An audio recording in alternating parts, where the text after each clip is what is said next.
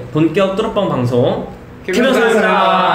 안녕하세요. 네, 할 때마다 오늘은 제가 사회를 보게 됐는데요. 저도 어색하네요. 누구신가요? 네, 저요? 그래서 시간이 별로 없어요. 저희가 30분 녹화시 없어가지고요. 네, 일단 무시하고 나가겠습니다. 네. 저희 원래 항상 사회를 봐주시던 킴변님께서 오늘 약간 부득이한 사정 때문에 네, 호변이 제가 대신 사회를 보기로 하도록 하겠습니다. 네, 왜 이렇게 텐션이 올라가셨죠? 왜냐면 빨리 30분 안에 끝내고 가거든요. 빨리 가셔야 돼요, 지금. 4시 약속 있어가지고요. 네, 코로나19 사태 뭐 주변에서는 뭐 다른 뭐 안 좋은 일 이런 것들은 없으시죠? 사실 네. 지금 그러니까 이 코로나 때문에 그 실업급여가 1조를 처음으로 돌파했다. 대박이에요. 이게 뭐 휴직수당 뭐 이런 것까지 합해가지고. 네네. 그래서 뭐 정부에서도 뭐 돈을 지원해 준다고 하는데. 네. 뭐 그렇더라고요. 네. 그러니까 특히 이제 일용직이나 뭐 이렇게 계약직으로 계신 분들은 해고가 쉽다 보니까 해고당하는 경우도 되게 많고. 그리고 막 외국에서는 항공사들 막 그 파산하고 폐업하는 경우도 있고 여행사들 같은 경우에 특히 좀 많이 힘들다고 하더라고요. 맞아요. 네. 그래서 여행사 그리고 여행 관련된 업종들이 말씀하신 좀 계약직들이 많다 보니까 뭐 난리라고 하더라고요. 저희도 이제 센터 아무래도 이주민 분들 같은 경우는 이제 일용직이 좀 많으시다 보니까 좀 그런 뭐 해고 상담 이런 거 하고 오시는 분들이 많더라고요. 너무 저희가 처음 오시는 분 이렇게 앉혀두고 저희끼리 너무 얘기를 했는데 네, 그래서 오늘 사실 이제 공들이님이 말씀해 주셨던 것처럼 코로나19 사태와 관련해서 노동 관련해서 많이들 이제 궁금하신 부분들 되게 그리고 이거 맞나? 이런 부분들이 많을 텐데 저희가 노동 전문 변호사이신 저희 배변님 모시고 오늘 코로나19에 대한 코로나19와 노동 관련된 이슈에 대해서 한번 알아보도록 하겠습니다. 안녕하세요. 안녕하세요. 네. 저희 캘변하고 너무 딱 어울리지 않아요? 캘변의 어떤 고급스러운 이미지 말씀하시는 거죠? 네. 전문적인 캘변과 배변 얼마나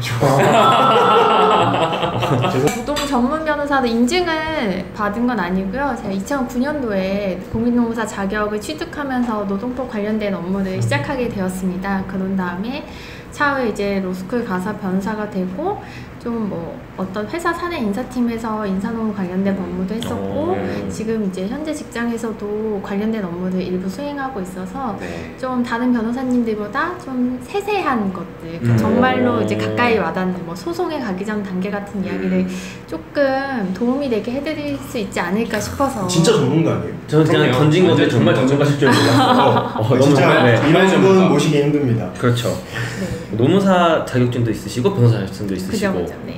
인사팀에서 일도 하시고 인사팀에서 일도 하시고 네. 정말 오늘의 주제가 너무 딱 어울리시는 그런 분인 것 같아요. 그래서 오늘 이제 이야기거리 너무 많기 때문에 오늘 저희가 시작하기 전에 잠깐 Q&A 그리고 좀 이제 직접 일상에서 일을 하시면서 가장 많은 어떤 질문들이 나왔던 코로나19와 관련된 그런 일자리 관련된 이야기들을 좀 모아주셨어요. 그래서 뭐 차례대로 하나씩 진행 한번 해보도록 하는 내용이 많다 보니까 Q&A 위주로 해가지고 맞습니다. 네.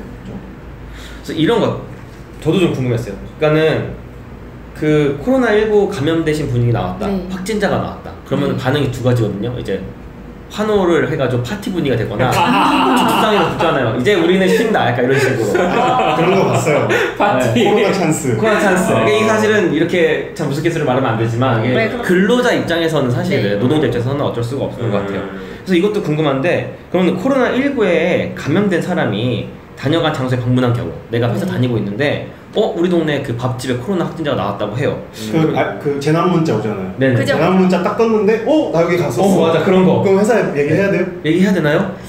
제 생각에는 뭐 여기에 대해서는 이제 자진 신고 부분에 대해서 아직 명확하게 의견이 나온 부분이 없는데 요새 봤더니 대체적으로 대기업군에서는 이제 사원이 주말에 어디를 다녀왔는지를 이제 모바일로 회신이 가능하게 이제 문자 같은 거 발송해서 확인해 봤더라고요. 그리고 또 특히 뭐 이번에 이태원 같이 크게 화재가 된 곳을 다녀온 사람이 있으면 자진 신고를 하라 이 얘기를 해서 만약에 회사에서 그렇게 적극적으로 자진 신고를 하라고 했는데 뭐 거짓되게 신고하거나 아니면은 뭐 그 부분을 숨긴다면 차후에 이게 밝혀져서 뭐 확진자가 퍼지거나 아니면 어떤 회사에 손실을 발생시켰을 때 징계를 받을 수 있는 가능성이 좀 크다고 봅니다. 회사 뭐 구상권 청구 같은 거 할 수도 있고. 네, 구상권도 그렇고 손해배상 청구할 수도 있고. 그렇죠. 뭐 쉽게 말해서 자진신고 하라고 그랬는데 안 하고 있다가 실제로 나중에 그 사람 자기가 확신이 됐어. 그래서 사업장이 폐쇄된다든지 네. 손해가 그 발생하니까. 학교에서 옛날에 학생 네. 때 네네. 선생님이 자 눈 감아 앞으로 흔들라고.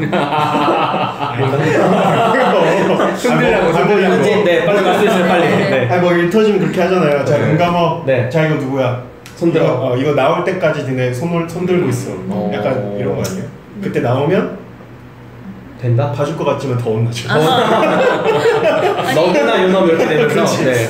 그리고 이제 코비드19의 경우에는 뭐 자진신고까지 해야 하느냐라고 생각하실 수도 있는데 이게 네. 좀 지금 특별하게 관리되고 있는 전염병이기 맞아요. 때문에 맞아요. 먼저 말씀하신 것처럼 알림 문자 등에 표시된 장소나 이런 거 가셨다면 제 판단에는 먼저 가서 이야기를 하고 이제 본인 휴가를 내고 검진을 받으셔야 되지 않을까 싶습니다. 근데 그런 거 있잖아요. 네. 그러니까 보통 병에 걸리면 병가를 내잖아요. 맞습니다. 그럼 그 병가는 내 휴가를 까는 건가요?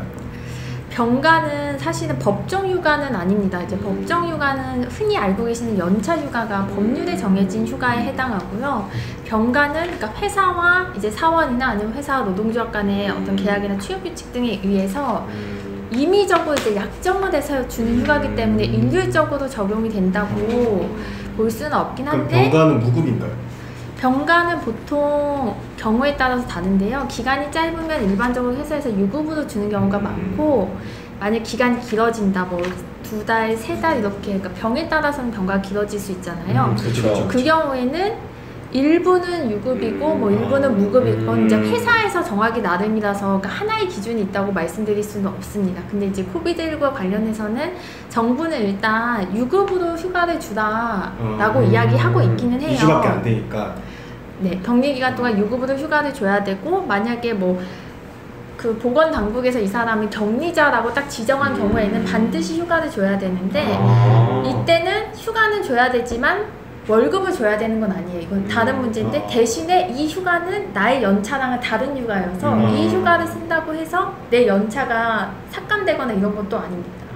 그러면은 그러니까 내 연차에서 까는 건 아니지만 네. 무급일지 유급일지는 따져봐야 네, 된다. 그거는 좀 회사에서 정하기 나름이고요. 근데 국가 정책적으로는 회사에서 이 휴가비를 지원을 받을 수가 있어요. 일부는 이제 회사는 지원을 받고 회사는 근로자한테 유급으로 주고.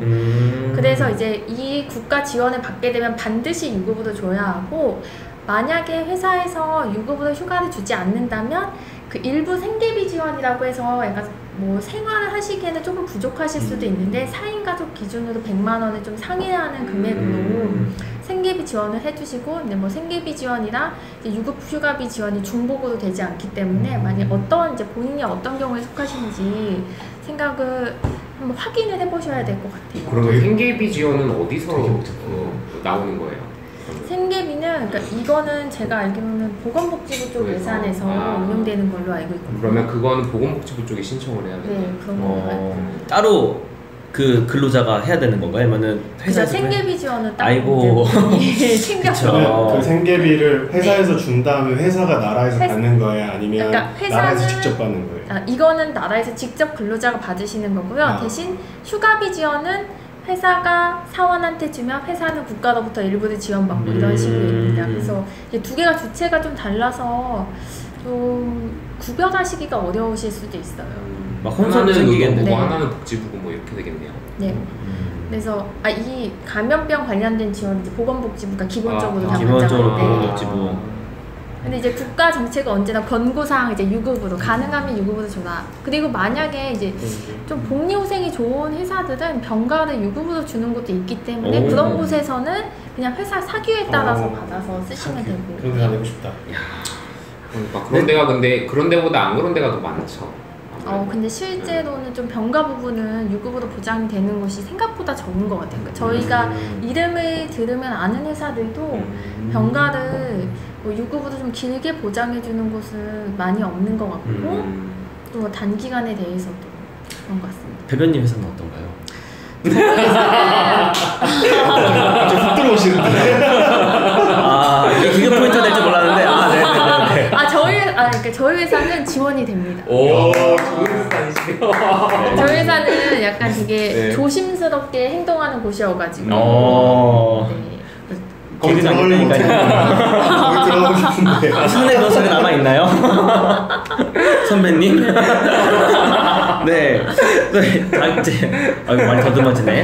네. 그래서 내가 코로나 그 19에 감염이 되었을 때에 대한 어떤 그런 병가나 그 급여에 대한 얘기를 좀 나눴던 것 같은데요. 아까 저희가 이제 뭐 우리 부서에서 확진자가 나오면 무슨 파티가 난다 뭐 이런 얘기를 이제 우스갯소리 잠깐 했던 것 같은데, 그러니까 그런 것도 많이 궁금하시는 것 같아요. 그러니까 뭐냐면 나는 아니지만 사내에 확진자가 발생하면 그 사업장이 폐쇄가 되거나 아예 일을 못 하잖아요. 네, 맞습니다. 그럼 뭐 만약에 재택근무를 할 수 있는 곳이면 모르겠는데, 그게 아니면 이제 내가 일을 하고 싶어도 우르르 이제 회사 나가서 일을 못 하게 되는 상황이 발생하는데, 그럴 때는 좀 어떻게 되는 건지. 이제 이 경우가 또 고민이 많이 되시거든요. 나는 일하고 싶은데 이제 상황적으로 회사가 업무도 하지 말라고 하니까, 아니 그러면 내가 하고 싶은데 회사가 못하게 하니까 회사는 당연히 나한테 돈을 줘야 하는 거 아닌가, 이게 정말 자연스러운 생각이고 그렇긴 한데, 이 경우는 좀 생각을 해보실 필요가 있는 게, 그러니까 저희 이제 법률에는 회사가 자기 책임 있는 사유로 회사를 쉬는 경우에는 근로자한테 임금 일부분을 전액은 아니지만 보전해주게 되어 있습니다. 저희는 기본적으로는 일하지 않으면 월급을 안 줘야 된다는 그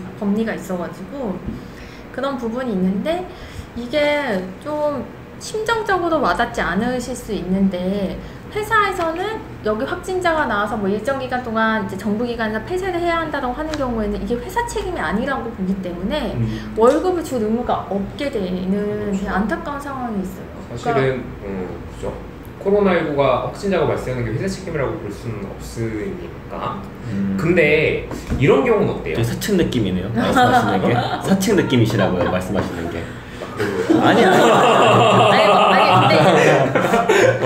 근데 저는 이게 조금 구체적으로 따져봐야 될 것 같다는 생각이 드는 게, 어쨌든 책임 없는 사유이니까 그렇다는 거잖아요. 네, 맞습니다. 근데 만약에, 그러니까 실제 기사가 좀 났던데, 쿠팡 괜찮죠? 기사가 크게 난 거니까. 보니까 쿠팡에서 확진자가 난 날에도 계속 근무를 시켜서 일가족 전원이 확진 판정을 받은 사례가 있더라고요. 네, 맞아요. 그런 경우는 좀 달리 볼 수 있는 거 아니에요? 근데 그거는 또 약간 판단하기가 어려운 부분이 있는 것 같아요.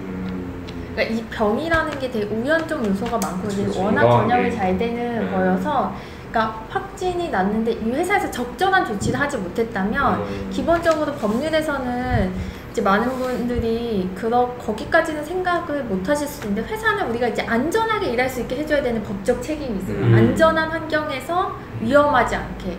근데 불의의 사고는 어쩔 수 없지만 기본적으로 안전한 곳에서 일하게 해줘야 되기 때문에, 이 회사는 만약에 그렇게 영업을 계속해서 내가 병에 걸리거나 손실이 생긴다면 거기에 대해서 책임을 져야 되는 게 맞죠. 근데 이 책임을 져야 하는 게 이 사업장을 중단하는 것과 이렇게 완전히 연결돼서 같은 층위에서 부딪히느냐, 이 부분은 좀 생각해 봐야 되지 않을까 싶어요. 그러니까 회사가 책임이 없다는 얘기가 아니고, 회사는 당연히 책임이 있는데 이게 전체 사업장 셧다운하는 거랑 같은 책임이 연결되는 거예요. 그래서 이 부분 책임은 좀 구분되지 않을까 싶습니다. 그래요. 되게 많이 어렵네요. 역시나 어렵네요. 되게 어렵네요. 잠깐만 끊어갈까요? 네. 왜냐면 저희 같은 층이 나오시는 순간부터 이게 무슨 소린가 싶었는데 다들 초점이 없었어. 근데 이게 그만큼 사실은 이 코로나19 사태라는 게 결국에는 아까 황변이 말씀하셨던 것처럼 책임 소재를 누구한테 어떻게 지으냐가 너무 힘들기 때문에 뭐 어디까지 그 급여를 보전해줘야 되고 이런 부분들이 어렵고, 그래서 이제 나라에서도 많이 지원해 주시는 것 같아요. 그럼 우리가 이제 코로나19를 이제 내가 노동자로서 걸렸을 때에 발생하는 그런 이야기들, 그리고 내 급여는 어떻게 되나요? 뭐 사업자 폐쇄는 어떻게 되나요? 사실 제일 중요한 이야기잖아요. 나 급여 돈 받을 수 있는 거야? 회사에서 쉬라고 해서 좀 얘기를 했는데 잠깐 끊어가겠습니다. 네, 잠깐 끊어가고 이제 다음에 다른 주제로 좀 넘어가도록 하겠습니다. 다음에 또 만나요. 안녕. 오늘 방송 잘 들으셨나요? 가시기 전에 구독, 즐겨찾기, 좋아요, 그리고 하트 잊지 마시고요. 댓글도 좀 남겨주세요. 그럼 다음 시간에도 캐변과 함께하러 와주실 거죠?